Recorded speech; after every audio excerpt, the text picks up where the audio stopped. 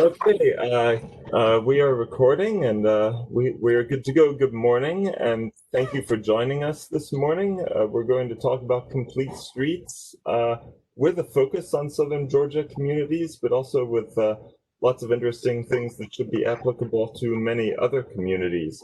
A couple of housekeeping items. When you're not talking, if you could please mute yourself to cut down on the background noise, that would be much appreciated. But if you have a question or comment, please feel free to unmute and speak at any time. This webinar has been approved for 1 CM credit for those with AICP certification, and it may take a few weeks before that actually shows up on the American Planning Association website, but it will be there eventually. You'll be able to claim that 1 CM credit if you are AICP, and we are going to be doing this pretty much the same presentation again on Wednesday, August 19th at the same time, 10:30. So if you know anyone who wanted to tune in this morning but wasn't able to, please pass that information along. I'm Ariel Godwin, Senior Planner with the Southern Georgia Regional Commission, and I want to introduce to you right now Elliott Caldwell, the Executive Director of Georgia Bikes. Elliott is originally from Washington, D.C., and he first moved to Georgia as an undergrad at Emory University in Atlanta. He returned in 2011 as a grad student in Athens. He was an active board member of Athens while getting a Master of Social Work at UGA, and grew to love Athens' unique mix of walk and bikeability, live music, great food, and amazing country roads. He has a background both in bicycles as a mechanic, courier, cyclocross racer, and bike share worker, and grassroots community advocacy. After a brief detour back in DC, he returned to Georgia as Georgia Bike's first complete streets coordinator in January 2016 and took over as executive director in June 2017. Without further ado, Elliott, if you'd like to go ahead and share your screen and presentation, please do so, and let me know if you need any help. All right, I'll do that now. Let's give it a shot. Here we go. All right, there we go. There's the screen. Well, hello, y'all. Thanks for that works. Everyone can see. Good deal. Thanks for coming out this morning. Thanks for hopping on the webinar. We really appreciate it. Again, Elliott Caldwell with Georgia Bikes. I work statewide for the organization, but I'm based in Athens, Georgia. And when I'm, not here, when not during a, global health pandemic, often I'm in Atlanta at the state capitol, but also traveling to communities like y'all's, doing these kinds of workshops with regional commissions, cities, counties, other nonprofits, et cetera. So we really get around the state a lot, but obviously that's been kind of on hold the last couple months. And yeah, so a lot of our focus is on the state capitol, state legislation, working with state agencies like Georgia DOT, the Governor's Office of Highway Safety, trying to do more work with the Department of Public Health. Obviously, they're a little preoccupied right now, but working with state agencies, and then trying to work with local governments, regional commissions, and really kind of putting out the best practices around how to make communities more bikeable, how to make them really more walkable, more available for folks that maybe don't own cars, don't drive cars, don't have access to cars. A big part of that is connecting to transit. In a lot of communities, we really focus on folks that don't own automobiles. They're trying to get around, trying to get to work. They probably can't bike the 15 miles across their city or region, but maybe there's a transit bus that can. So maybe they can get from their house or where they live to a bus, and then getting to school, getting to work. So a lot of our focus is on bike but also walkability and then transit access. And that's really how we frame a lot of what we do. So the sort of first part of our my presentation, I'll talk a little bit more about sort of why to focus on complete streets, why that might be something your community would be interested in, some of the data backing up the answering the why question. But we first kind of, whenever we do these kinds of presentations, we really like to ground folks in the idea of sort of what a bicycle-friendly community might look like, and what you need to consider to actually make that happen. And again, a lot of this is sort of bikeable, walkable. Complete streets isn't really about one mode, right? It's about different modes being able to use the same amount of public right-of-way or use the same public right-of-way to increase safety, to increase the healthiness of a community, to increase access to local city services and schools and jobs and, really all of that, as well as being sort of economically, as well as sort of boosting a local economy and increasing economic opportunity, which is, I think, a big part of why we talk about this in the first place. So, but thinking about bicycle-friendly communities, there's a lot of different elements, and we draw from and I'm probably showing you maybe the whole screen, I'm not sure. We really draw from a couple different national organizations when looking at, how do you create bicycle-friendly communities, or what are the elements of that? And so the League of American Bicyclists, they are the oldest and sort of largest of the national bike advocacy organizations. They're really a membership organization, and they run the Bicycle Friendly America program. And a lot of the elements we're talking about here will fall under that. So if your community or your local university or a local business wants to apply to be a bicycle-friendly community, bicycle-friendly university, bicycle-friendly business, they're going through the League of American Bicyclists. And they have criteria, and they've got the online application and all that. What I would say is that a lot of these elements are fluid. I think a lot of times we like to think of these sorts of, rubrics as like, this is what it is, and it's been the same way for years. But really what we've learned in doing this work, and what I've learned doing this work, is a lot of this is fluid. A lot changes in terms of the ideas around what makes a community, a city, an area more bicycle friendly. And really that's the strength, right? That fluidity of understanding of why people bike, what makes people safer, what is safe, right? Like even questioning, okay, what is safety in a community context? That's a good thing, and that we can build upon lessons we're learning as we're doing this work versus, again, sort of the static nature of what some people think of in terms of like a scoring rubric. So, so thinking about elements, well, I'll start off even before we really dive into the elements. A lot of folks will call us and say, listen, we don't think many people are biking in our community, or we'd like to get more people biking in our community. We'd like to get more cyclists in our community is sometimes what we'll hear.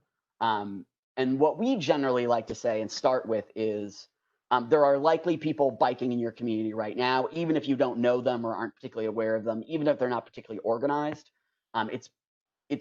It is a rare thing that I will drive across the state, say driving from Athens to, let's say I'm driving to Americus for an event, which I've done before, like driving across the state. And I'll go through, smaller cities, smaller towns, places like Sparta, Georgia, what have you. And I'll see people riding out on state highways in small downtowns, and they're riding for transportation primarily. And then you see maybe an older adult, maybe retired, out on their midday ride to get some exercise. You'll see some kids maybe riding in the park, or they're riding home from school. And these are in towns, again, 5 to 10,000 people, maybe even smaller. And so what we like to generally say is there are people riding in your community right now. They may not identify as cyclists. That may not be a personal identification, but that's something they are doing as a way of, commuting or getting around for transportation. They're doing it for exercise. They're doing it for fun. I mean, kids like to ride.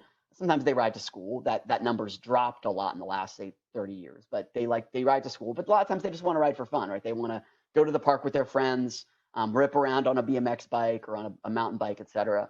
So people are doing those things. Whether they call themselves cyclists is a whole nother question, really, about identity, and that's more of a sociological question in a lot of ways. So we like to say there are people likely riding bikes in your community right now.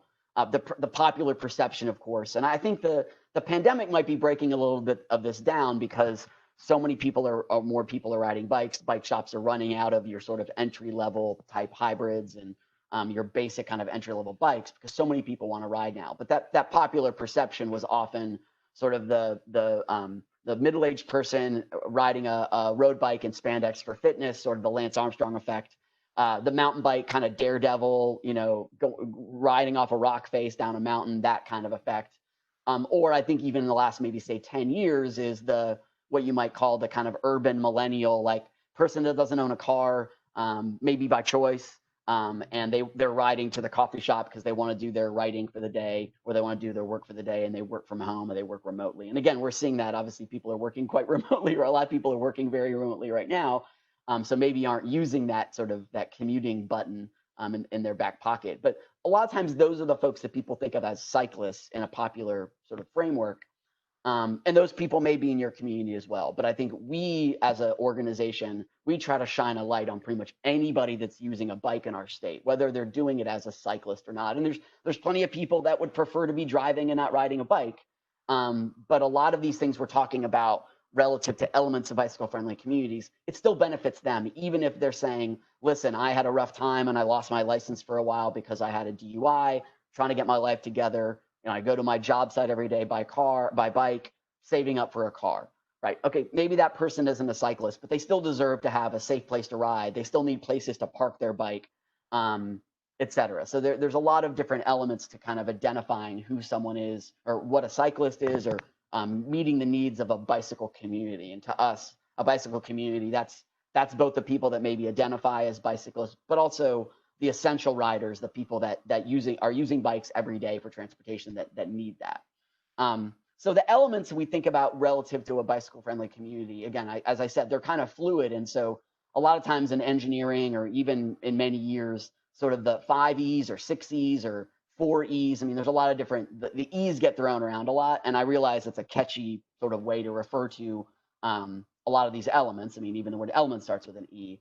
But I think when we start talking about really wanting to dig into the heart of the matter around being a bicycle-friendly community, some of these don't have E's, and some of them, I mean, there's E's involved in all of them in some way, shape, or form. But we really like to break down the elements and expand on how we define being a bicycle-friendly community. So, really starting off with engineering is sort of the primary, way we think about it. And the challenge, of course, with that is that we're not building a ton of new roads, and so a lot of what we're thinking about is how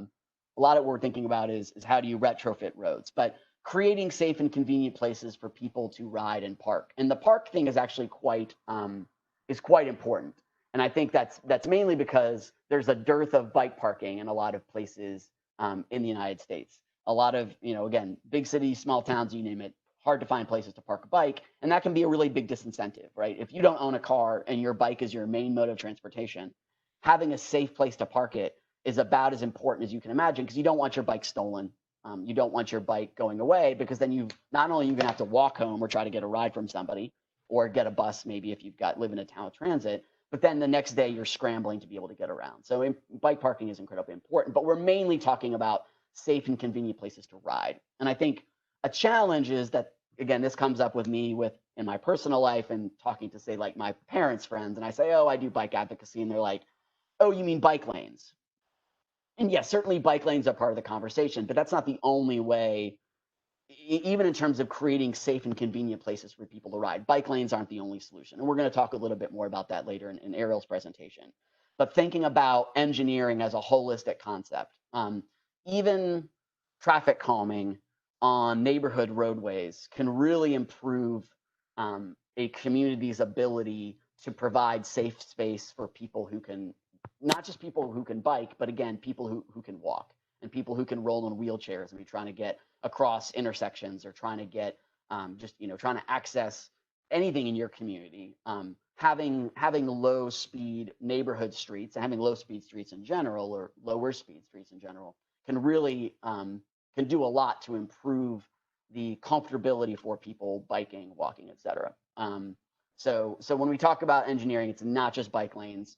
And again, in fact, I think we've seen this push and pull around, well, are bike lanes even worth it if they're not protected? I think there's a lot of big cities in this country, both on the advocacy side and on the city side, that would say, if they're not protected, they're not worth it.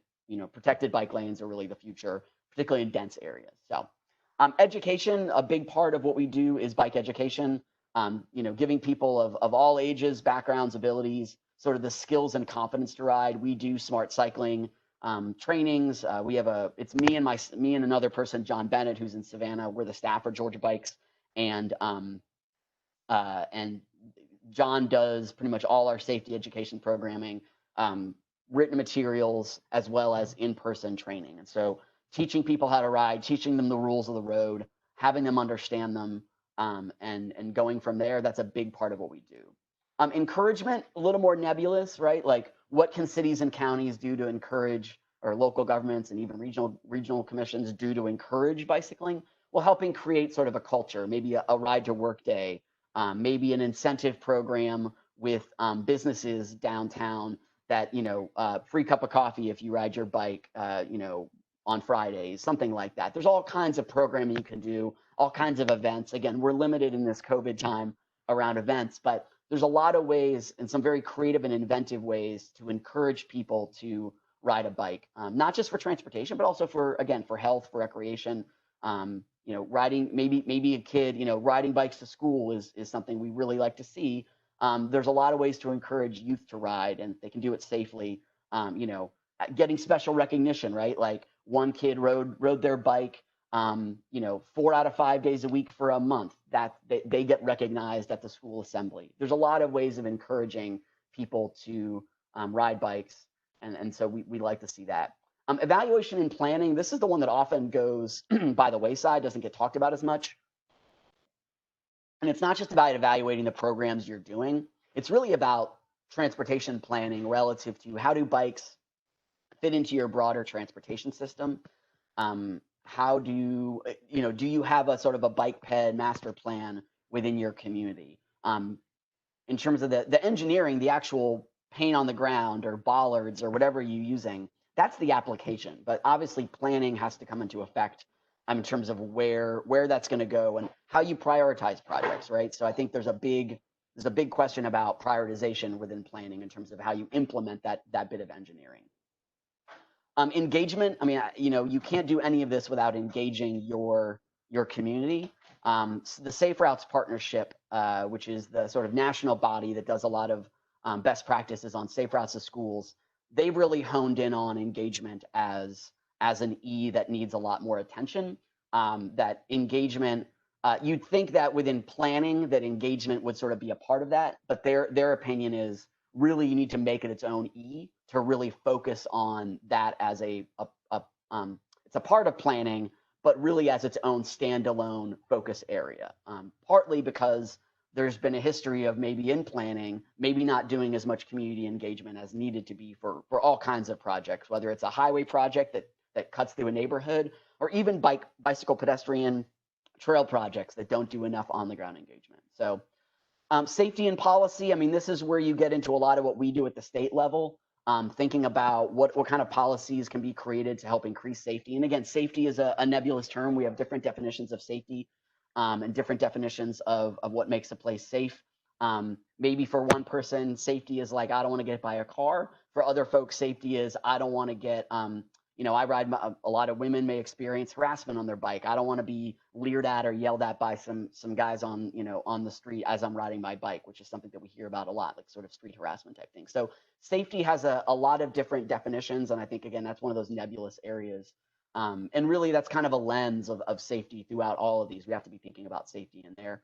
And again, so for instance, I think a good example of this on the local level is the city of Dunwoody is looking at a lot of their own local policies around riding bikes on sidewalks, right? So in state code, you're not allowed to ride a bike on a sidewalk if you're as an adult, basically. But Dunwoody said, and there's something in state law that says this, if cities and counties can actually sort of opt out of that and allow sidewalk riding. And so Dunwoody has actually started to allow that on certain sidewalks. With a lot of stipulations. So they're looking at safety in their community and saying, this is something that we're interested in. It's not really, they're not creating anything new. There's no engineering, and it's certainly an encouragement aspect, right? Because you're encouraging more people to ride. A lot of people might be afraid to ride in the roadway. And that's a policy change. So I think that's a good example of that. And I think there's a lot of conversation around enforcement, like how do we enforce these kinds of laws? And I think that sort of falls under that safety and policy umbrella. Because again, there's different definitions of, and this is a national conversation around enforcement. Do we, how do we look at traffic safety in our community? Do we look more at automated enforcement? What role does law enforcement play in traffic safety, particularly related to biking and walking? sort of what's that role? And I think that's a conversation that, again, is sort of fluid and ongoing. And the last one, diversity, equity, and inclusion, is really kind of a lens to see all these things.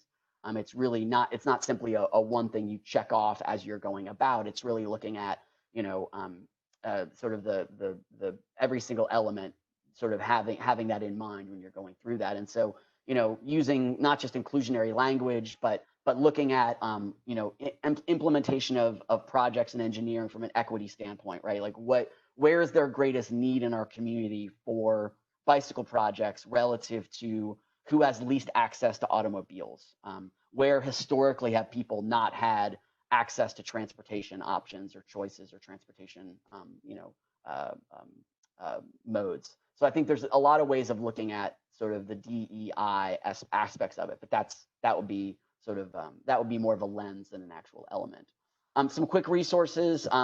League American Bicyclists, they have their sort of 6 E's, Safe Routes Partnership as well. I add the FHWA, the sort of small town rural network multimodal guide. That's a really great resource on the engineering aspects of it relative to, I think, a lot of communities in the region. Obviously, there are places like Valdosta that are not really small town, they're not rural, but a lot of the communities we know about in this region sort of fit more within that framework. So that's a great resource, particularly in the engineering aspect of things. So I'm going to dive a little bit more into the sort of complete streets side of things. And again, apologize if I'm rushing through a lot of it. We can take some questions at the end. But, the complete streets sort of concept, within those elements we just talked about, it really fits in a lot of them. You might think it's more of an engineering focus, but really it in terms of planning and even in terms of encouragement in a way, because I think there's ways in which complete streets as a concept and as it plays out in the operations of a city or county or what have you, they can be encouraging in terms of creating streets that are encourage people to actually either choose a mode that they hadn't before, or maybe more regularly use a mode that they're already using. Again, like biking, like walking. And then again, obviously the engagement part. I mean, that's, I think, a crucial part of any kind of complete streets discussion, is engaging people on not only what it is, but getting folks' take on kind of what kind of designs work, where projects should go, et cetera. That's a huge part of that conversation. So we talk about complete streets, sort of, it's, what are complete streets, and then why we would even kind of go down this direction. This is I think this is from Charlotte, actually. So, complete streets, what are they? They're really, complete streets are for everyone, no matter how you, who they are and how they travel, right? So the goal of complete streets is to meet the needs of people using public right-of-way and sort of transportation, and meeting everyone's needs, not weighing one necessarily more heavily than the other, but trying to meet that need. So in complete streets policies, they really ensure that right-of-way is sort of planned, designed, constructed, operated, and maintained to provide safe access for all users. And again, that term safety is challenging, right? Because a lot of people have different definitions of what safe is. And when we take a holistic look at safety, that might include, that might not just include like dangers from cars, but that could be, that there's human elements as well to that. We hear a lot about folks in neighborhoods where theft and crime might be an issue. They say, listen, I really want to ride my bike, but I'm worried that I'm going to get my bike stolen, right? So it's impossible not to consider some of those things when you're talking about safety. Complete streets policies are really all over the country, and it's now well over 1,000 policies. And again, a surprising number of them, or to some people, a surprising number of them, are mid-sized suburbs, smaller cities, smaller suburbs. So that's where a big percentage of the complete streets policies in the country where they're enacted. Now, how that plays out on the ground in terms of creating new infrastructure, redesigning roadways, and redesigning right-of-way that kind of meets the needs of communities, that's a whole different question, because implementation is in a lot of ways a more challenging part than passing a policy. But that's where a lot of this is actually happening. So I think the perception of sort of complete streets and creating more sort of balanced, bikeable, walkable, rollable kind of transit-friendly streets, a lot of people think that's a big city thing. That's not a suburb or a small town thing. Well, again, I think the data around actual policies says different. There's about 27 different policies in the state. This is sort of, again, in flux all the time. Cities, counties, regional commissions, MPOs, really all across the board. Americus, Brunswick, Carrollton. There's some of the newer ones with complete streets policies. And a lot of times these policies are actually embedded in transportation plans. So within MPOs, even within it, like Atlanta doesn't have a standalone policy, but it's embedded in their transportation plan. And it's actually a quite good policy, but it's sort of embedded in there. And really, we like to think of complete streets policies as a jumping off point. It's not a finish line. It's almost like a jumping off point for a local government to start building out a program around complete streets, or a bicycle pedestrian program, or a complete streets program, or what have you. It's really a jumping off point. So some of these places have passed policies and said, okay, we're done with that. Like, let's try to integrate it. And then some places have said, we're going to pass this policy, or we're including it in a transportation plan, and we're just going to jump off into creating more and more positions within our government to kind of integrate this more into our day-to-day transportation policy and implementation structure. So when we think about who benefits, really, complete streets sort of, they make it easy to cross the street, walk to school, walk to shops, bike to your job. They help buses run on time. They really help with transit, and they generally just make it, again, I think, safer for people to get around, and safer for people to, lost that. Safer for folks to, sometimes I'm not always the best with the, sorry about that. One go up. And safer for people to get just, through their community day to day. And there's that idea that, cities really need to be designed, and there's an organization with this name, that an 8-year-old and an 80-year-old should be able to navigate your city, your area, your town, without a car, right? Like being able to get around without a car. So that means accessing transit, being able to walk, or maybe roll in a wheelchair, or use a mobility device, being able to hop on a bike, and a kid should be able to get to school riding a bike.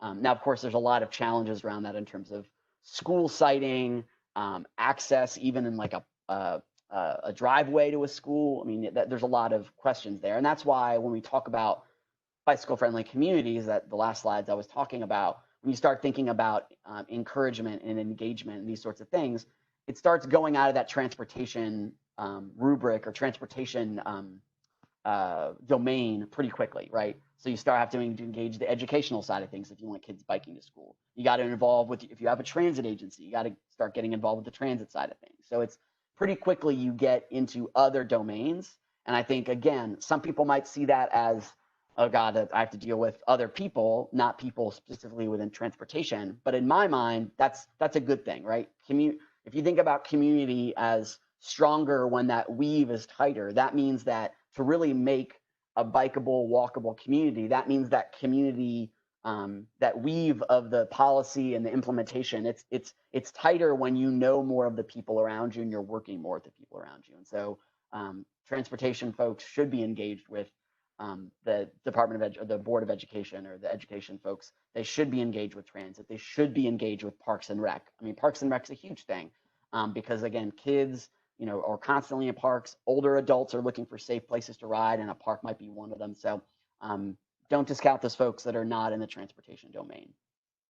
So yeah, streets and roads within our town really are, important part of our community. And so streets really ought to be designed for use for everybody. And I think the idea of complete streets sort of is embedded in the idea is that we probably, the last, say, 50 to 75 years, have really been designing the majority of our roadways with not just one thing, but one primary thing in mind, which is automobile throughput.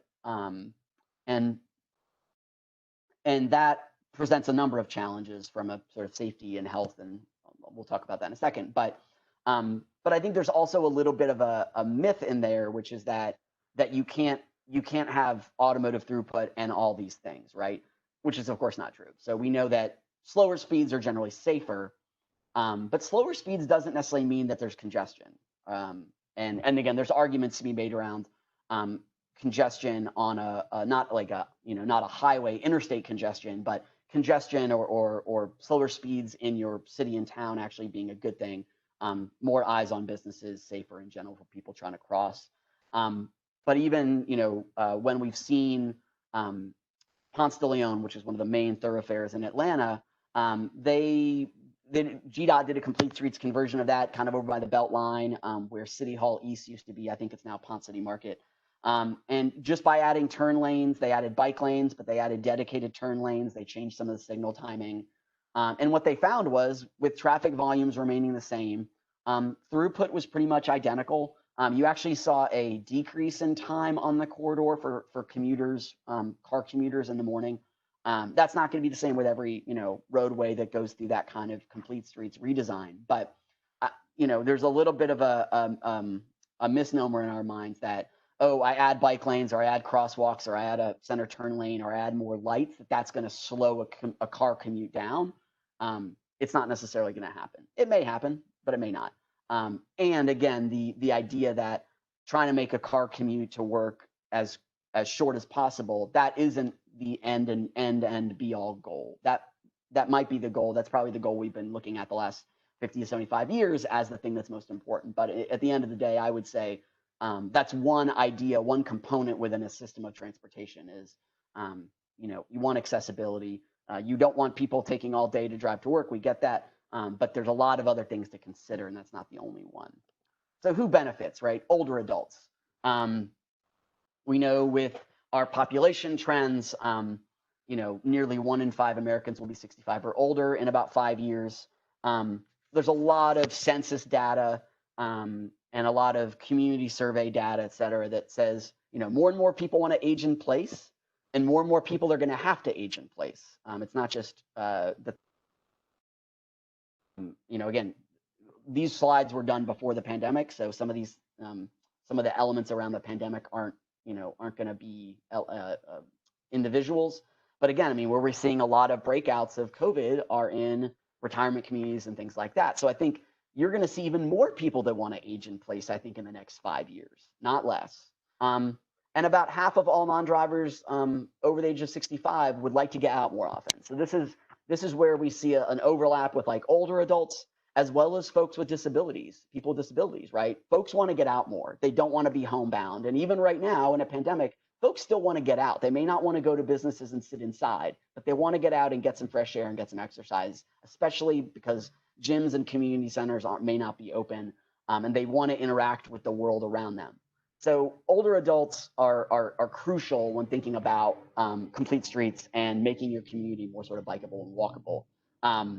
AARP at the national and state and even local level is very active in this space. Absolutely, they're a crucial partner.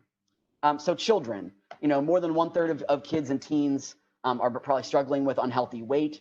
Unhealthy weight gain, brings higher risks of diabetes, cholesterol, joint problems, high blood pressure, sleep apnea, and so kids wanting to get out, kids wanting to be active, that's a huge part of why we focus on complete streets. Families, right? So we want, families want places, communities that are, not just affordable and sort of attractive from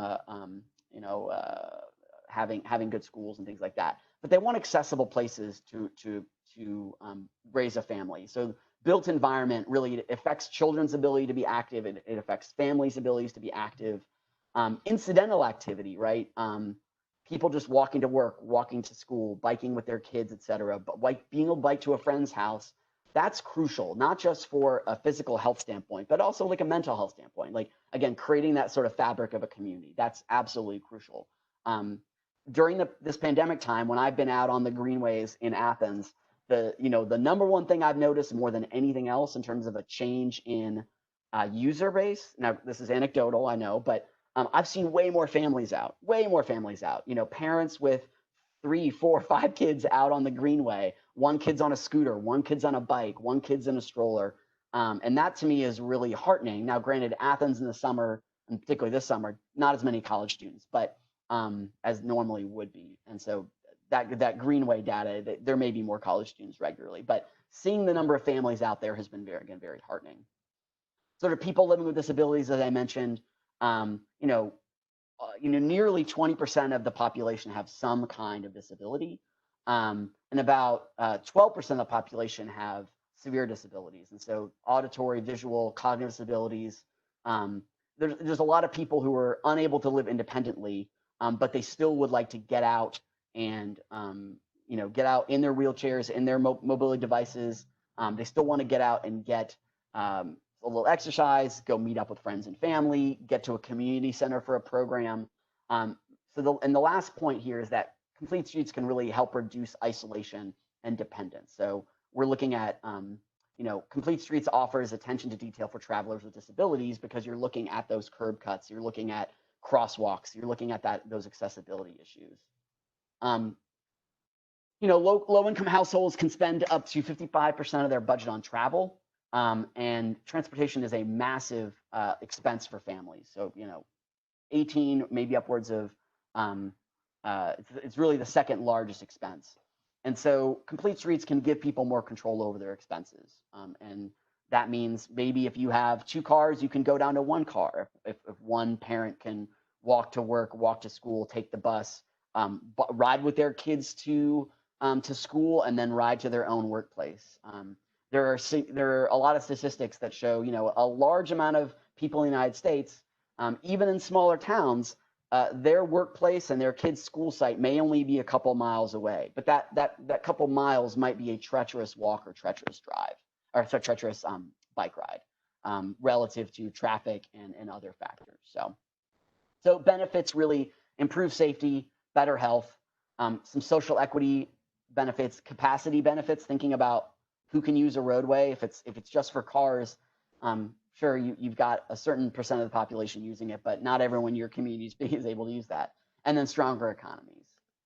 So I think this should actually say, I believe, 2018. My apologies on that. So there, over 36,000 traffic fatalities in the U.S. in 2018. 23,000 were in cars and trucks, but over 6,000 were people walking, and over 800 were people riding bikes. So over 8,000 of those, 7,000 of those folks were people biking or walking, using wheelchairs, et cetera. 33 people in 2018 in Georgia died while riding a bicycle.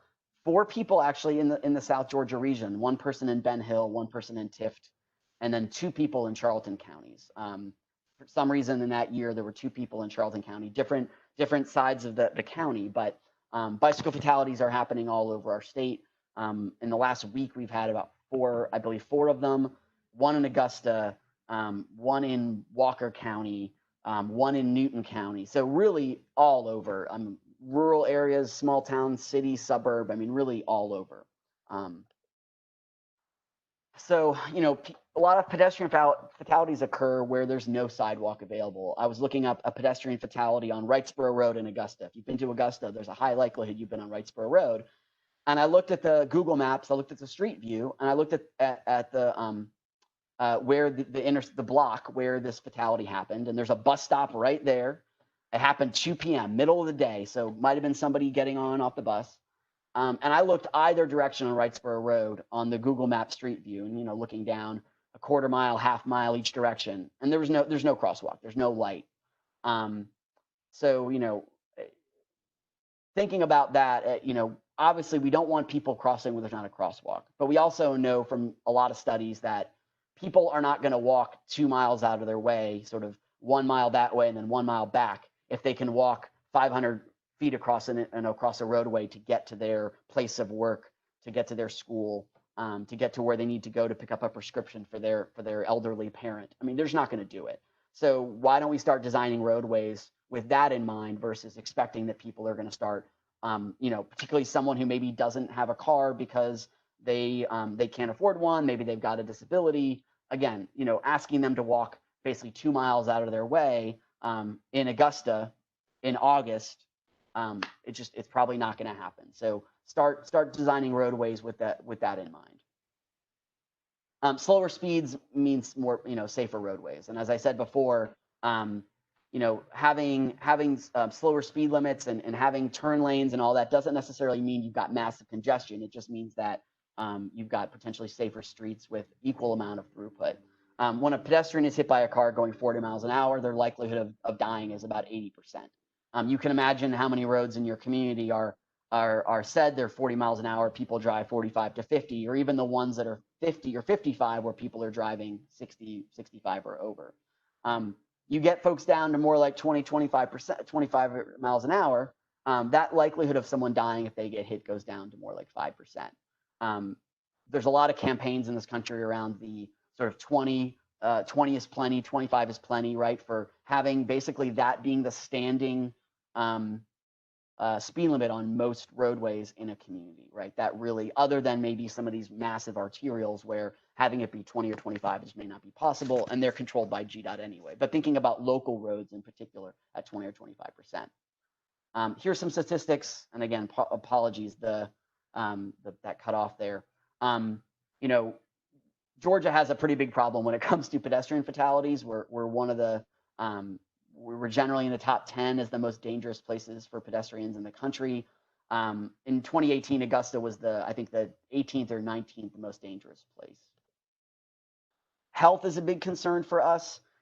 Really, when you think about health, heart disease, physical activity, diabetes, all these things are correlated to people not getting enough exercise. And again, that doesn't mean necessarily just going to a gym. Maybe that means you're able to just be able to walk to the school with your kid and back every day. Maybe that's a 2-mile walk and you're able to do that every day. That can really increase sort of health outcomes for folks in a community. And we're concentrated in that sort of darker colored areas where these are problems. We are also a region or a part of the country where car dependence is a big issue, and people have a hard time being able to kind of walk and bike places. And so health is a big concern around what we're talking about. Center for Disease Control and Prevention recommend adoption of complete streets policies as a way to sort of fight obesity, to fight heart disease, to fight all these conditions that they talk about, and diabetes being again a big part of it. States with the lower lowest levels of biking and walking have the highest rates of diabetes and high blood pressure. The Alliance for Biking and Walking, no longer an organization, but we've worked with them for years because they are the ones with CDC that really kind of get a lot of the state by state data. And we have a big challenge in Georgia around this. Economic benefits. So complete streets really result in safer streets, fewer crashes and injuries. Obviously, the reason we have a hands-free law in our state with cell phones is because a number of reasons, a lot of advocates pressure, but Representative John Carson from Cobb County said, why does our state have these high costs around car insurance? And a lot of it's because we have a lot of crashes and injuries and fatalities. And so the hands-free law was one way of dealing with that. But thinking about it from a sort of a more multifaceted standpoint, creating safer streets is another way of doing that. Complete streets can result in more multimodal travel, people using transit more. It can result in more affordable projects for your town and community in terms of doing bike ped projects. And again, there's massive economic benefit. I think Decatur, Georgia is a great example of this. They have a complete streets policy, and biking and walking in terms of its transportation planning is really kind of baked into what they do there now. And I think they've seen a lot of economic activity related to the fact that they are a more bikeable, walkable community. There's of course a challenge with affordability that goes along with that. Bikeable, walkable places tend to be the cost of living tends to increase, and so there's ways. Again, this is another opportunity to get outside that transportation sort of domain and really weave in together with the housing folks in town and community development folks in town to say we need affordable housing as in our bikeable, walkable areas, because again, we know about the folks that say maybe can't afford cars, retiring in place, people with disabilities. They may not be able to afford the most expensive bikeable, walkable neighborhood, but they're an important part of our communities, and they deserve to sort of stay where they are and live in their communities, because again, those are the folks that a lot of times need this infrastructure the most.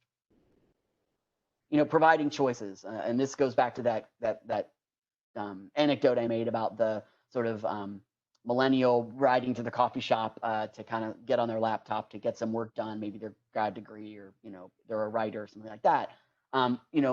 And it's not just them, it's also sort of lower and moderate income millennials, and they want to work in areas with high quality transportation, high quality of life.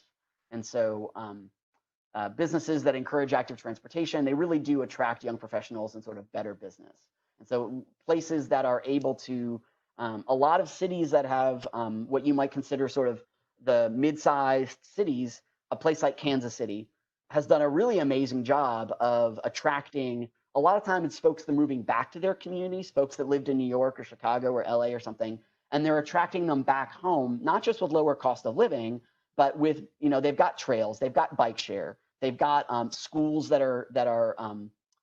have sidewalks and bike lanes that connect to them, right? So thinking about what millennials now are really young families, or a lot of young families, what do they want in their community? And sort of being able to kind of attract them, as well as meet the needs of the young families that are already in your communities that probably want these things to start. As we said before, social equity, low-income households spend a lot of their percentage of their budget on transportation, and giving people more control over their expenses, providing more options to connect to transit, to maybe ditch the car or ditch one of the cars in a household can mean a big deal. Also thinking about time, it's not just about money, it's about time, right? So if you're able to walk and bike with your kids to school versus waiting for a bus, that can cut out a big chunk of the day for folks who maybe don't have a lot of time to start, right? Maybe they're an hourly worker. They don't have a lot of flexibility in their time. Maybe they're an essential worker. They can't work from home.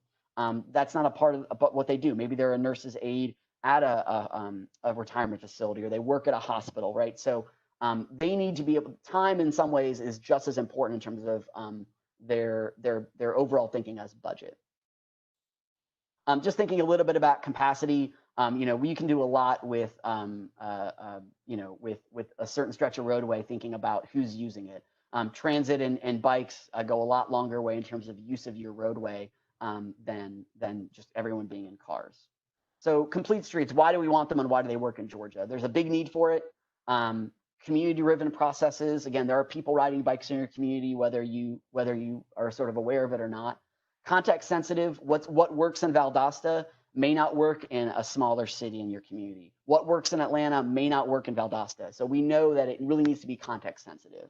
And there's a lot about communications and messaging. Again, as I said before, people riding bikes, there's a perception of it's all sort of middle-aged people in spandex, et cetera. But really messaging that the people who want more bikeable, walkable places in your community, they're the person that wants to age in place. It's the kid that wants to be able to bike to school. It's the person in the wheelchair that wants to be able to get to the community center for an activity or to meet up with their friends that they don't get to see very often. Again, in COVID times, this might look a little different, but we're thinking beyond that as well in terms of the future. So moving forward, really thinking about implementing sort of local policies. Really, that's what we're focusing on here, and sort of turning policies into practice. And really looking at sort of a social and health equity framework when you're implementing the sort of complete streets policies. Equity in sort of these policies, sort of trying to bake that in terms of the policy development, sort of engaging the community where they're at, prioritizing projects in communities that maybe don't have any bike lanes or don't have any bike trails, but need them badly because that's where people live who don't have cars, people that are aging in place, kids that really don't have access to sidewalks right now so they can ride to school. So focusing, prioritizing projects there. Creating community advisory committees and boards. Again, it's that engagement part of the framework we're talking about. And what can you do, really? That's be a champion in your local community, advocate for policies that emphasize that implementation equity side of things. And I would say really be that person who can bring together some of those different domains, right? So transportation, but really looking at, education and the housing and community development folks, and public safety, and all kinds, really bringing together those folks to say, okay, how do we create a more bikeable, walkable community? How do we create a healthier community? And how do we do that? How do we look at complete streets sort of from a design, but also a policy perspective to do that? So that's it. Apologies, I'm a little bit running over, but that's my contact information. Best way to do is, if you want to contact me, is email. And again, georgiabikes.org, our website, has a lot of resources on bike education, infrastructure, complete streets, et cetera. And we do an annual summit coming up about a month from now. We'll make sure we get that sent out to folks with a lot of speakers that are touching on topics we've talked about, but just with much more in depth. So at that, I will send it back to Ariel.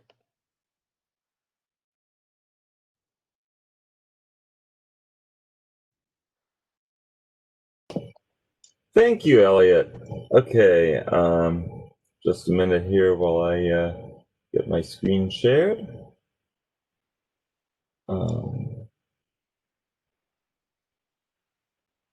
There we go.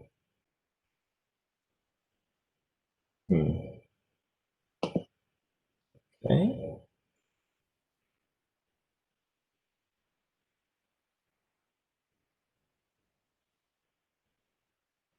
There we go. Okay. So let's talk a little more about the specifics of the engineering of complete streets. And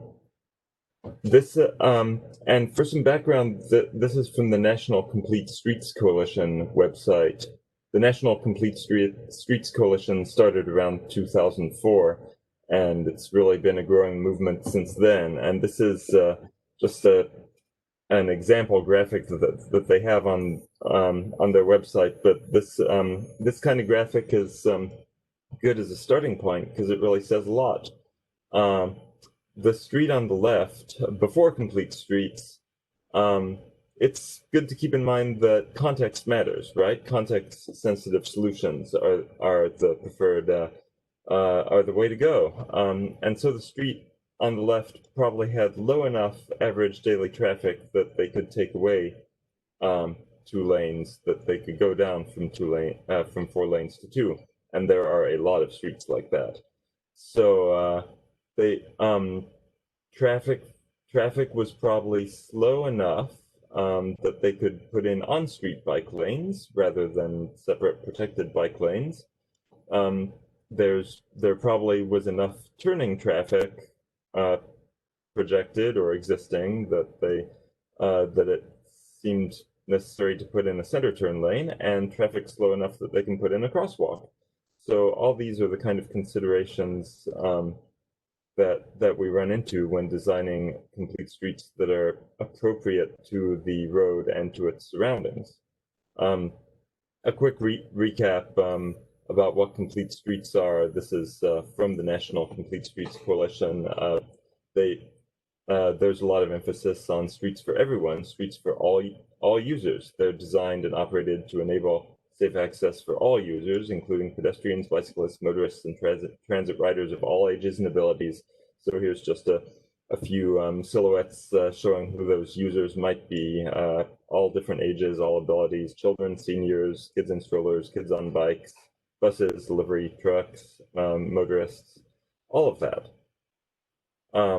And here's a few different views from our local area in southern Georgia of the different types of streets that might be looked at in relation to complete street solutions. We have a lot of rural arterials here and urban arterials, wide streets with 4 lanes and a center turn lane. We've got a more urban situation in our downtowns where an arterial passes through with 2 lanes and angled parking right there on the street. We've got rural highways. We've got 2-lane urban streets with sidewalks. It's a real mix, and what makes it complete really depends on the type of street. And here's where complete streets policies are. You can see this. This is an interactive map where you can zoom in and look at the actual policy on the National Complete Streets Coalition website. And as Elliott mentioned, there's over 1,000 now, different types of policies, resolutions, laws, ordinances, and they are everywhere. They're all over, and plenty in Georgia too. So let's look a little more at specific types of streets, and this is from our region. This is a very small local street leading just through a residential area. And this is an example of a street that's probably already complete because you can walk or bike down it just fine. It doesn't get much traffic. The posted speed limit may be 20 on this one. It's maybe about 12 feet wide. So real narrow street, the design speed is really low. Traffic is going to be slow on this anyway, and it goes past residences. And it's important to look at the surrounding land uses because that's a big part of the story that we can tell about any given street. Here, on the other hand, is a street that goes through a neighborhood, but it's flat and long and straight. That center stripe probably suggests that it gets a bit more faster traffic. And here, this is a street that really does need a sidewalk because people live along here. Lots of people live along here, and the speed limit may be 30, but people may be going 40 down it. So a separate way for pedestrians would really be appropriate. And for bicyclists, it really depends on the quality of the street. It might be bikeable without separate bike lanes, or it might not, depending on speed, traffic volumes, and other bike traffic volumes and other factors. Here's a rural road, and this probably due to the rural location, this is out in farm country. Probably there aren't that many people walking on it. Probably it's a nice quiet road for a nice country bike ride, and it probably is complete as it is. Of course, it depends on the situation, but this might be a complete street in and of itself, just because it's a quiet little country road. On the other hand, here's another country road that you wouldn't know it from the picture, but this leads to a middle school. And so it really needs some additional accommodations to make it a complete street. It needs sidewalks for the kids to walk to the middle school, probably a shared use path for the kids to walk and bike to the middle school. Here's a downtown street that is downtown streets like this are often tricky because they have lots of on-street parking. They usually have sidewalks, but there's a lack of accommodation for bicyclists. So that can be a real concern in some downtown areas. And here's a neighborhood street that is probably very complete, with bike lanes both sides, sidewalks both sides, and traffic volumes and speeds such that that the solutions in place are perfectly adequate. Here's an arterial road that is in need of additional accommodations for both cyclists and pedestrians, and probably a protected separate bike lane would be crucial to make this street function in a more complete way, because there's a lot of truck traffic. It's a US highway, and bike lanes right next to all that traffic would not be pleasant to ride in, or and would not be very safe. Here's a few aerial views of some neighborhoods, and you can kind of see how neighborhoods are designed with complete streets approach. This is a neighborhood with essentially a low design speed on the streets. There are sidewalks on both sides of all streets.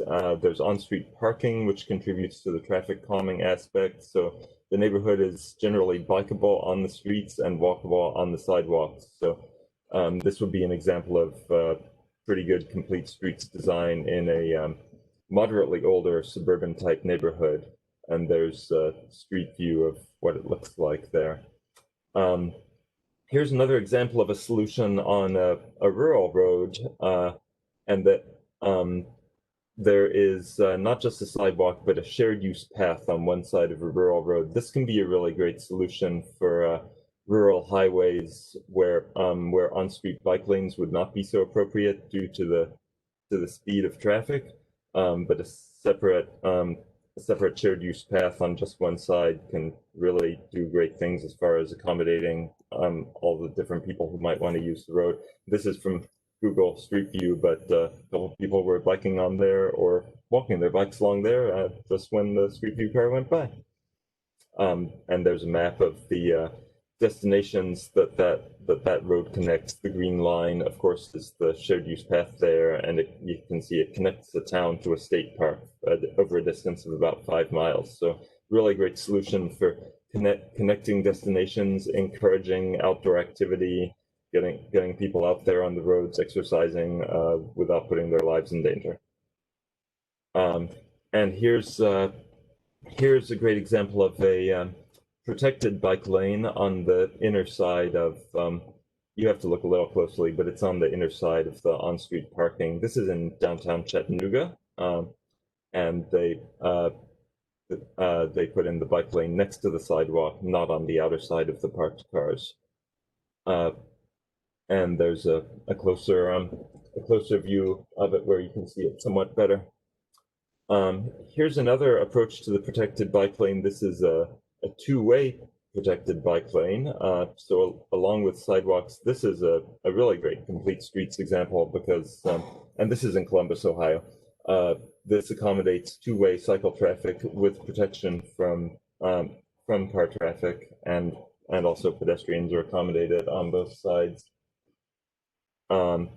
This is a solution for, this is kind of an interesting solution for a busy arterial commercial roadway, because the bike path goes behind all the big box retail, and there are little access paths leading to the big box retail locations from the bike path. So this is in Athens, Ohio, and out on State Street there are sidewalks, at least on one side, possibly on both, so people can walk out there. It might not be the best walking environment ever, but there's an alternative biking and walking access. The green line you see at the bottom with the shared use path with little spurs that provide direct access from the back to businesses. So that's another complete streets solution, and solutions like that can come out of looking at the entire corridor and the entire area and land uses there, and really the transportation needs that people in the community have. There's the sort of larger view of that zoomed out where you can see the community as a whole. Here's another example of a shared use path. You can't really see it too well, but it provides, it's alongside this busy arterial. There's a shared use path that provides access to this large place of employment. That's a large office building where a lot of people work, and a lot of them bike there because the infrastructure is there for them to do so. And here in Douglas, Georgia, there's a rails to trails conversion that runs north-south through the city, which is great because it really functions as a bicycle and pedestrian arterial to the whole city. Let's take a look at some complete streets conversions that have happened in this region. This is William Street right here in Valdosta, Georgia. Before they put in a multi-use path along it, and this was a great solution because the sidewalk is only on one side, but it's 10 feet wide, so it works for both biking and walking. And as a somewhat busier neighborhood street, it was definitely not okay without a sidewalk, but it gets little enough traffic, including enough, the bicycle traffic on the street is generally appropriate for this kind of shared use path setup. On some streets, you might want to accommodate faster non-shared bicycle traffic, but in this instance, it works very well. There's another view of further down. They did this section of it purely with paint. They just striped on bike lanes, and so the cost of that was really minimal. And most of these projects just use the existing right-of-way. There's a lot you can do with just paint. The expense of complete streets is sometimes mischaracterized as oh, they're too expensive, but it's really not true. There's so much you can do in the existing right-of-way, and so much that can be done just on the existing road surface with just paint. Here's another complete streets conversion. This is also in Valdosta, simply going from 4 lanes each way much like the street in the graphic at the beginning of this presentation, they went from 2 lanes each way, 4 lanes total, to 1 lane each way with center turn lane and bike lanes on each side. Great solution for a high density area near the Valdosta State University campus, where there's lots of students biking to class and other people needing to get around by foot and by bike. Except note that it does only have a sidewalk on one side, and both sides would be preferred. And here's a residential street in Valdosta where they gave it a really nice makeover. It had a lot of, I'll go back for a second, it had a lot of drainage problems with the side of the street not really being a very adequate infrastructure, and they gave it a complete resurfacing, addressed the drainage problems, put in bike lanes both sides and a sidewalk. So it really improved the usability of the street for everyone there. And here's another one. This is in New York State, but this is just another busier street near Syracuse University. They put in green bike lanes, and the green bike lanes can be a great solution for streets where you want to really draw attention to the bike lane. I would still be more in favor of protected, separated bike lanes, but the green, as long as the paint does not make the surface more slippery, the green can really be an attention getter and really can help to be a good solution. This is just to make the point: if you build it, they will come. It's been shown many times before that with increases in traffic capacity, often the traffic catches up with it, so that if you add a lane, people in their cars will come and use that lane, and you'll end up right where you were before in terms of the congestion. But similarly, if you put in bicycle paths, you may get congested bicycle traffic, as you can see in the photo on the right. And here's just a quick look at the benefits of cycling in terms of how much damage it does not do to your roads. We've got the comparative level of damage from these various vehicles, and something like a Chevy Tahoe does quite a significant damage to roads compared to the bottom item on the list that really exerts absolutely minimal damage on your roads. So if you have that mode shift toward more cycling, less driving, you're really looking at possibly reducing your maintenance costs.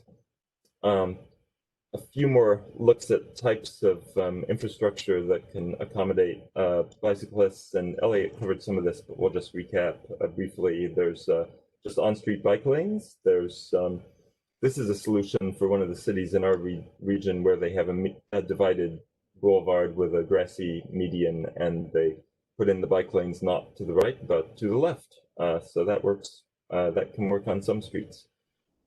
There's a shared use path, which basically just looks like an extra wide sidewalk, but it's for bicyclists and pedestrians and all other non-motorized users. There's a protected bike lane 2 ways, as distinct from a sidewalk. It's right next to the sidewalk, and it's protected from car traffic by those vertical delineators that you see there. Here's another. This is in Columbus, Georgia. This is another form of protected bike lane, and it's protected by striping and by parked cars. So that's a great solution for keeping cyclists a bit more away from traffic. And you'll notice there's a sidewalk there too that is separated by a nice wide grassy buffer from the car traffic. So really good solution all around. And there's a prominent crosswalk there. Here's a low-cost solution for just accommodating pedestrians. This is in a place in Florida where and this was temporary actually, but it really made a difference anecdotally. This street used to just not have any sidewalk, but they striped on a pedestrian area just with paint, and anecdotally it got more people walking there. And since then they've actually put a real sidewalk in there, but this can be a really good low-cost solution for some communities that want to do something quick and cheap. Here's a few brief looks at what not to build. Don't put bike lanes in the door zone. some of us who have ridden bikes may have encountered corridors, and it's not pleasant. Don't put narrow bike lanes next to fast traffic. It is absolutely no good. You'll see a lot of these in Florida, and they are not safe and not fun. Don't block sidewalks with poles. The utility poles need to go out of the clear width of the sidewalk, or the sidewalk needs to go away from the utility poles, whichever comes first. Excessive curb cuts. A lot of jurisdictions have curb cuts standards limiting the width of curb cuts, and it's an excellent thing to consider because a block-long curb cut can really detract from the availability of your sidewalk. Don't build tiny sidewalks next to fast traffic. I think this is somewhere in Texas, and it's maybe like a two-foot sidewalk crossing a bridge right next to traffic, so not really adequate. And this is a very famous bridge in Avignon, France, but it doesn't go across the river all the way anymore. I think it used to, but don't build infrastructure that just leads to nowhere. Macon, Georgia striped a network of temporary bike lanes with a major focus on connectivity, on really creating a citywide network that would get people places, with the result being massive increase in the number of people cycling. So that pay attention to the transportation network. That's a crucial part of complete streets planning. And here's another example. This is in Douglas, Georgia, but the trail they have there really functions as part of their network because it goes right through the city from south to north, and it connects downtown and the college, the two colleges they have there, and connects to various parks and other destinations as well. Funding sources are many and varied, and that's we're going to run short on time here soon. That's a separate conversation, but in this region, people have funded bike and pedestrian and other complete streets project through CDBG's LMIG program, T-SPLOST, the Department of Natural Resources has trail grants. There's the TAP program, public-private partnerships. There's also the GDOT Infrastructure Bank and Build grants. Many possible funding sources, and also local funding, simply incorporating complete streets measures into a resurfacing project that has to happen anyway. That is an option too. Here's a quick look at complete streets policies in Georgia, and we have also a statewide complete streets policy and an associated design manual. So that goes a long way toward implementing complete streets in GDOT projects. The Valdosta Lowndes MPO recently adopted a complete streets policy in September 2019, so we have that here. The Southern Georgia Regional Commission has got a model complete streets policy tailored for our local communities in that region that they can adapt for their own use and adopt as they see fit. And it follows the guidance from the National Complete Streets Coalition regarding the 10 elements of an ideal complete streets policy, which is essentially it should have a vision for how and why the community wants to complete its streets, specify all users, accommodate all users, apply both to new projects and to retrofit projects, including all stages, design, planning, maintenance, operations, whole right-of-way. Make exceptions specific and set a procedure for how projects can be exempted from the policy that requires high-level approval. Encourages street connectivity. We talked about encouraging a network before. Adoptable by all agencies to cover all roads. Directs the use of the latest and best design criteria and guidelines. Directs the complete street solutions must complement the context of the community, which is something we've been talking about here quite a lot.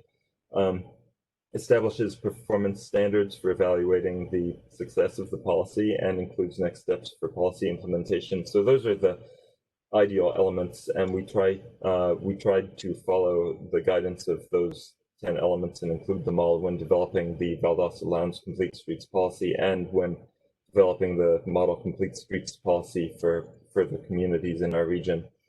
We developed a complete streets prioritization methodology with the Valdosta area in mind, which has a number of metrics that potential complete streets projects can be scored on, and there's several different criteria projects can get assigned points. But the point of this, of course, is that communities have limited resources, and there has to be an equitable, clear, definite way to prioritize complete streets projects and determine what order and priority to do them in.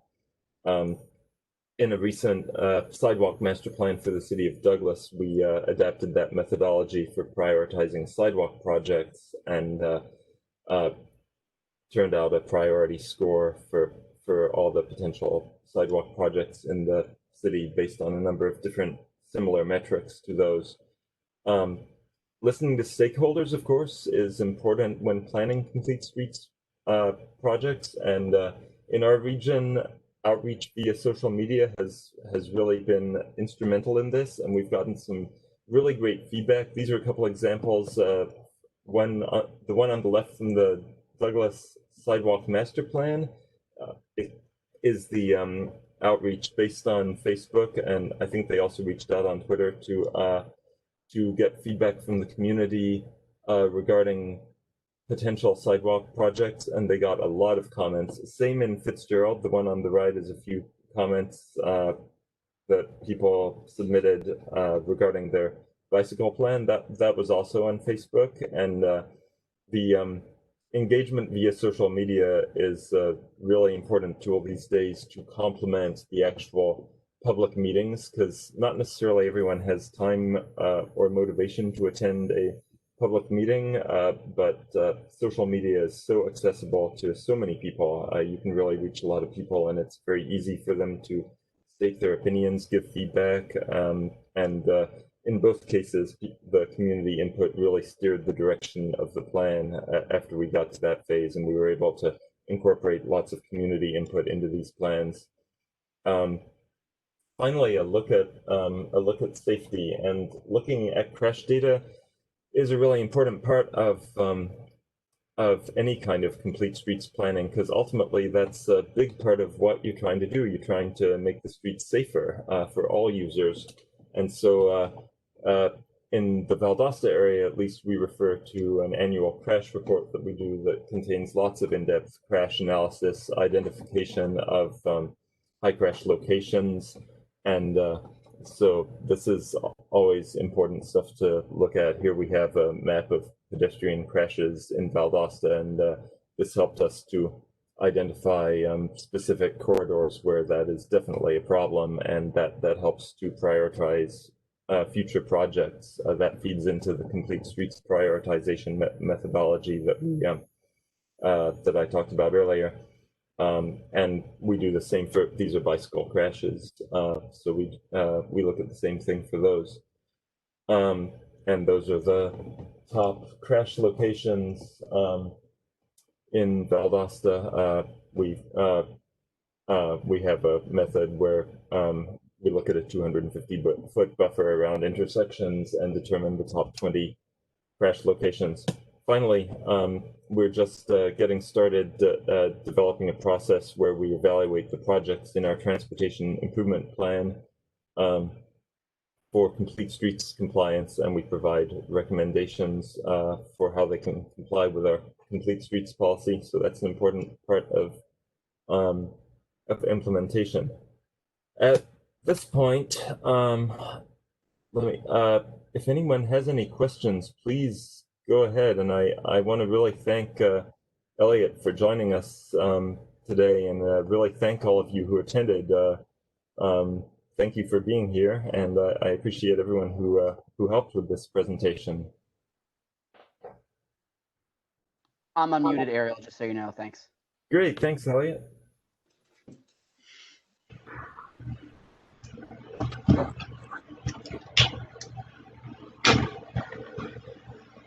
So does anyone have any questions or comments? Well, let me add one more comment just to, you know, I think the great thing that Ariel showed in terms of all the different infrastructure examples from the presentation.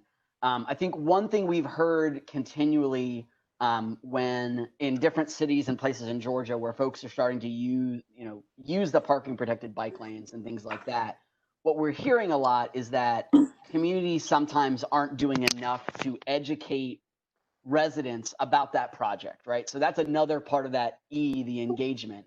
A lot of people aren't going to use it, right? There are people that are like, I'm not biking, it's too hot, I never learned to ride a bike, etc. But they still need to understand the project because they need to know, why am I parking this way when I used to park the other way? A lot of folks get, I learned it one way, I don't have to deal with this. And so I think there's a big engagement portion around complete streets, and that might be engaging just drivers and members of your community to make sure they understand why there's now a parking protected bike lane, why there's a mid-block crosswalk, right? Mid-block crosswalks are great, but if drivers are not educated about them, they become a lot less effective, and they become actually in some ways more dangerous. So I think there's a big part of engagement with the broader community that we talked about it a little bit in my piece, but with Ariel's sort of a lot of those great visuals, both infrastructure that was built here, but also built other places, is that really effective engagement and communication with the general public, and that includes a lot of people who drive every day and have no desire to not drive. That's a big part of it, because again, nothing is worse than doing a project in your community and then it being not thought of very fondly because people weren't explained what it is, and then people are against spending funds, whether it's small or large, next time when you want to do the next bike lane that connects the one neighborhood to downtown, or connects that bike lane you just built. It sort of leaves a sour taste in people's mouths. So I think doing that kind of community engagement and making sure that people are aware of what something is, why it is the way it is. When Macon did their, that really large public demonstration bike lane program a couple of years ago, it was really awesome. They put up these temporary signs that explained, what is a separated bike lane? Why do we use it? And it was great visuals, really bright colors, and they put that up on signposts, on the public right away. And it was really great to explain to people why, you can do things over social media, but having things on the actual, where it actually is really important. So I think that's one thing. And the second thing we didn't really talk about is, particularly around bikes, is one of the biggest barriers to people biking is access to bikes. And so there is likely a bike shop or bike club or bike people in your region, in your community. And if there's not already programs to help people get on bikes, whether it's kids or adults or what have you, we really like to work with communities to help build those programs up, because we know that getting people on bikes, it's a big barrier of entry. A lot of people can't afford one. They don't have access to one. They don't know where to start. Maybe there's not a bike shop and they're like, I don't really know how to shop online for a bike, and I don't want to drive 2 hours to get a bike. So getting people on bikes is a big part of what we do as well. And so, I think that's a barrier that, again, it's not a really complete streets thing, but it is creating a bicycle friendly community aspect that often gets not as much attention. And so we see bike share in a lot of bigger cities and things like that, but we're even seeing great bike share programs through community libraries. That's happening, where their donated fleet of bikes ends up on a library or something like that. They check it out with a library card or an ID. So there's a lot of low cost solutions to getting people on bikes, not just sort of the high cost ones.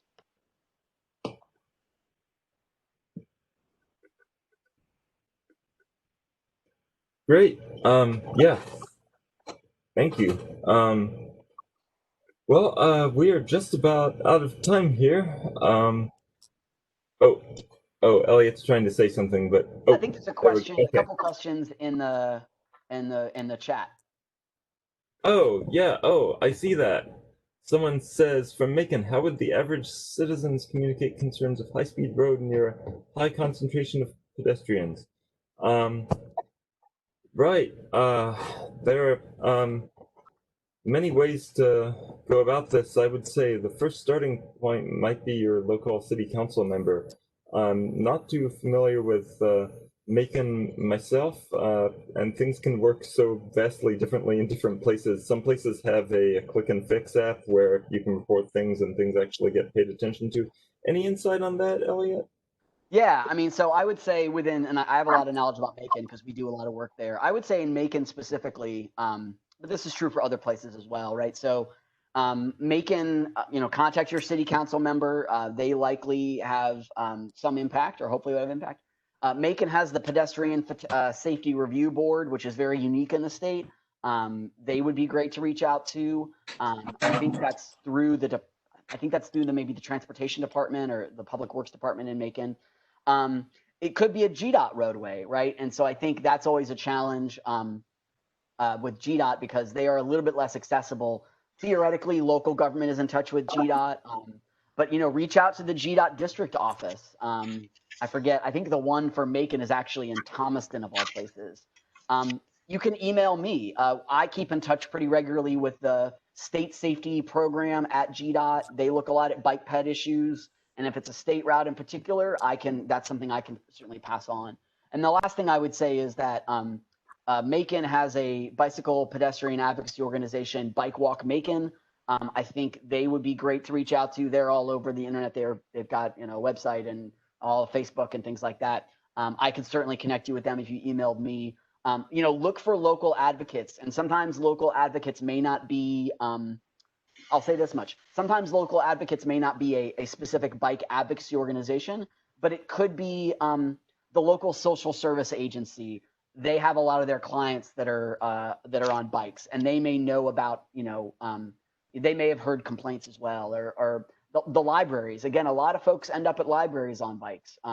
Local schools. I mean, I think there's a lot of community institutions that we can reach out to when we're talking about, again, engaging folks. And again, maybe on that high speed road, you've got a school and a library, et cetera. And it's like the ball is about to kind of roll down the hill. It just needs a little bit of push. And you get a couple of people from the library and the school and concerned citizens and the advocacy group talking about it, and you get some change on that roadway. And again, whether that's a local route or a GDOT route, I think it's building up momentum a lot with those local institutions. Great info. And let's see, we're just about out of time. Thank you everyone for joining us. Thank you for your comments, and thanks Rachel for helping us with the logistics, and we will see you all next time. Thank you. Thanks. I appreciate everything. Thank you.